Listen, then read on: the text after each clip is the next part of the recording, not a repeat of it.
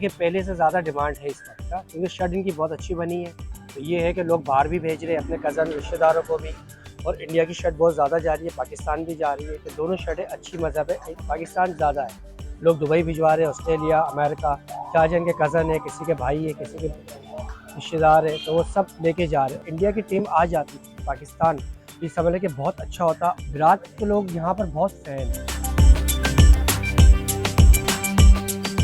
जी बस खरीदारी करने आए हैं, चैंपियन ट्रॉफी के लिए शर्ट्स वगैरह खरीद रहे हैं और स्टेडियम जाएंगे इंशाल्लाह, पाकिस्तान टीम को भरपूर सपोर्ट करेंगे और जितवा के आएंगे इंशाल्लाह।